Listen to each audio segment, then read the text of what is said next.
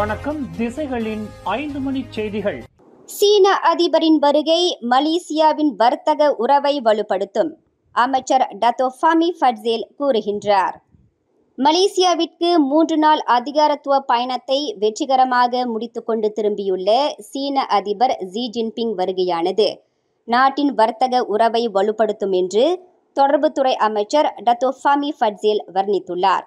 மலேசியாவிற்கும் சீனாவிற்கும் இடையில் கடந்த 50 ஆண்டு காலமாக கட்டி காக்கப்பட்டு வரும் இருவழி உறவின் வாயிலாக இரு நாடுகளுக்கும் இடையில் வர்த்தக ரீதியாக அணுக்கமான ஒத்துழைப்பு ஏற்பட்டுள்ளது என்று அரசாங்க பேச்சாளரான டத்தோ ஃபமி குறிப்பிட்டார்.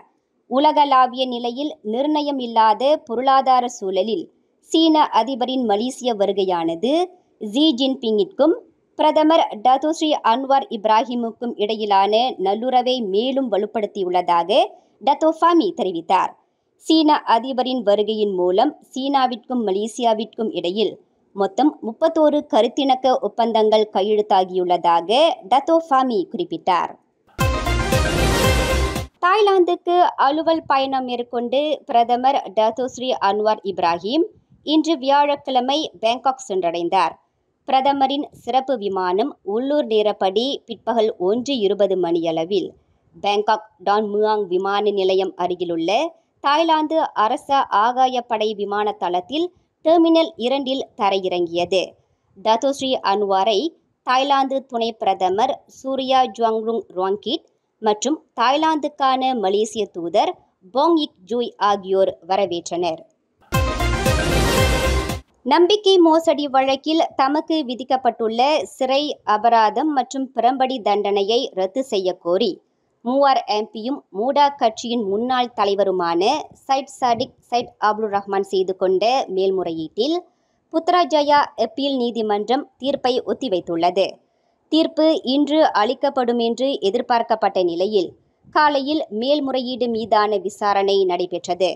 டத்தோ அஹ்மத் ஜைடி இப்ராஹிம் தலைமையிலான 3 அடங்கிய நீதிபதிகள் குழுவினர் இந்த மேல்முறையீட்டு வழக்கு விசாரணைக்கு தலைமையேற்றிருந்தனர். இந்த மேல்முறையீட்டு வழக்கு விசாரணையை கடந்த மார்ச் 20 ஒத்திவைத்த அப்பீல் நீதிமன்றம் இன்று ஏப்ரல் 17 விசாரணையை மீண்டும் செவிமடுத்தது. எனினும் தீர்ப்பை வழங்குவதற்கு தங்களுக்கு சற்று கால அவகாசம் தேவைப்படுவதாக கூறி வரும் ஏப்ரல் 24 வழக்கை ஒத்திவைப்பதாக நீதிபதி டத்தோ அஹ்மத் ஜைடி இப்ராஹிம் தெரிவித்தார். பர்சாத்து கட்சியின் இளைஞர் பிரிவான அர்மாடாவிற்கு சொந்தமான பணத்தை நம்பிக்கை மோசடி செய்ததாக கூறி குற்றஞ்சாட்டப்பட்ட அந்த முன்னாள் தலைவரான 33 வயது சைட் சாடிக்கிற்கு கடந்த 2023 நவம்பர் மாதம் 9 கோலாலம்பூர் உயர் நீதிமன்றம் குற்றவாளியே என்று தீர்ப்பளித்தது. சைட் சாடிக்கிற்கு 7 ஆண்டு சிறை, 1 கோடி ரிங்கிட் அபராதம் மற்றும் 2 பிறம்படி தண்டனை ஆகியவற்றை உயர் நீதிமன்றம் விதித்தது. சீனாவின் தேசிய வளர்ச்சி மறுசீரமைப்பு ஆணையத்துடன் national development and reform commission 2 புரிந்துணர்வு ஒப்பந்தங்கள் மலேசியாவுடன் கையெழுத்தாகியுள்ளன என்று இலக்கவியல் துறை அமைச்சர் கோபிந்த் சிங் டியோ தெரிவித்தார். மலேசியா சீனா ஆகிய இரு நாடுகளின் இலக்கவியல் பொருளாதாரங்களை ஊக்குவிக்கவும் மேம்படுத்தவும் செயற்கை நுண்ணறிவு AI தொழில்நுட்பத்தில் ஒத்துழைப்பை வலுப்படுத்தும் நோக்கத்துடனும் ஒப்பந்தங்கள் கையெழுத்தாகின. கையெழுத்தான 31 ஒப்பந்தங்களில் 2 இலக்கவியல் அமைச்சின் ஒப்பந்தங்களாகும். மலேசிய பிரதமர் டத்தோ ஸ்ரீ அன்வார் இப்ராஹிம் மற்றும் சீன நாட்டு அதிபர் ஜி ஜின்பிங் முன்னிலையில் மலேசியாவை பிரதிநிதித்து இலக்கவியல் அமைச்சர் கோபிந்த் சிங் டியோவும் சீனாவின் தேசிய வளர்ச்சி மற்றும் மறுசீரமைப்பு ஆணையத்தின் தலைவர் ஷெங் ஜான்ஜி இடையே இந்த 2 புரிந்துணர்வு ஒப்பந்தங்களும் பரிமாறப்பட்டன. இலக்கவியல் பொருளாதார தொடர்புடைய புரிந்துணர்வு ஒப்பந்தத்தில் 2 தரப்பும் பல்வேறு துறைகளில் ஒத்துழைக்க இணக்கம் கண்டுள்ளன.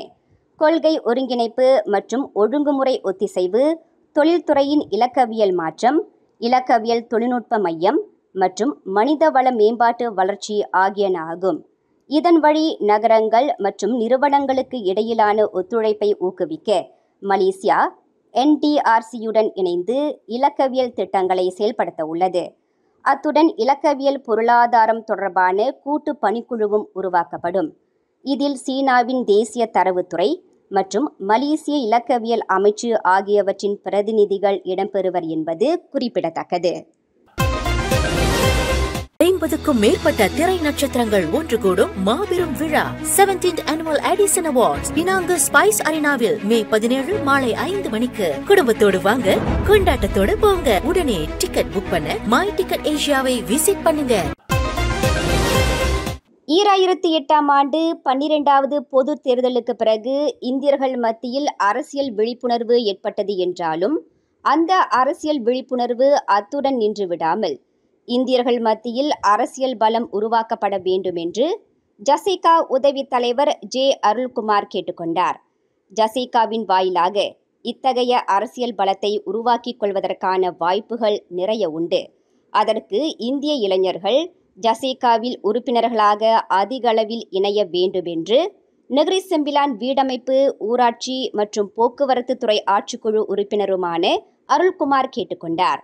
நாம் பார்த்தோம்னால் இளையோர்கள் என்று பார்க்கும்போது கடந்த ஒரு 10-15 ஆண்டுகளாக இதற்கு முன் குறிப்பாக இந்தியர்கள் மத்தியில் இந்த அரசியல் விழிப்புணர்வு என்பது மிகவும் அதிகமாக இருந்தது கிடையாது. ஆனால் 2008க்கு பிறகு இந்தியர்களிடையே அந்த ஒரு மிகப்பெரிய ஒரு விழிப்புணர்வு ஏற்பட்டிருக்கின்றது.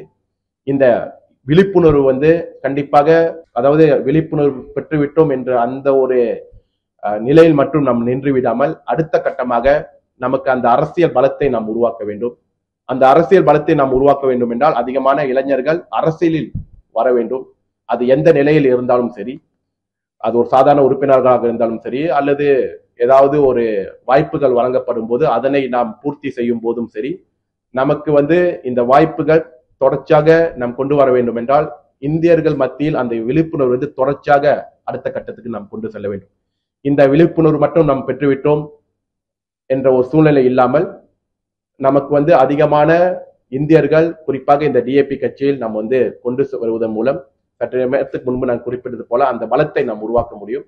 இந்த பலத்தின் மூலம் நமக்கு, குறிப்பாக இந்திய சமூகத்திற்கு தேவையான தேவைகளையும் வாய்ப்புகளையும் நாம் அடைவதற்கு இந்த இந்திய இளைஞர்கள் மத்தியில் இந்த அரசியல் விழிப்புணர்வுடன் சேர்த்து அரசியலில் ஒரு அங்கத்துவம் பெறுவதற்காக பெரும் ஒரு வாய்ப்பை நமக்கு அவர்களுக்கு கொண்டு வர வேண்டும்.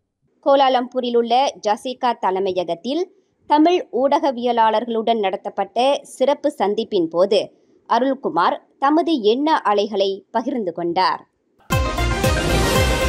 புலன் விசாரணைக்கு உதவும் வகையில் ஜோன்ஸ் கேப்ரியல் பொன்னுதுரையை மலேசிய ஊழல் தடுப்பு ஆணையமான SPRM தேடி வருகிறது. ஜோன்ஸ் கேப்ரியல் பொன்னுதுரையின் ஆக கடைசி முகவரி எண் 6 ஜாலான் பக்காக்கா 8/19 கோத்தா டமன்சரா புத்தாலிங் ஜயா என்பதாகும். ஜோன்ஸ் கேப்ரியல் பொன்னுதுரை இருக்கும் இடம் தெரிந்தவர்கள் அல்லது அவரை பார்த்தவர்கள் SPRMின் புலன் விசாரணை அதிகாரி அப்துல் ரஹீம் சுலைமானுடன் 017-323-052 அல்லது 03887-04997 ஆகிய எண்களில் தொடர்பு கொள்ளுமாறு SPRM இன்று வெளியிட்டுள்ள ஓர் அறிக்கையில் கேட்டுக்கொண்டுள்ளது. மேலும் செய்திகளை தெரிந்து கொள்ள கீழே இருக்கும் பெல் பட்டனை அழுத்துங்கள். உங்கள் மகிழ்ச்சியை வெளிப்படுத்த லைக் மற்றும் ஷேர் செய்யுங்கள். தொடர்ந்து திசைகளோடு இணைந்திருக்க சப்ஸ்கிரைப் செய்யுங்கள்.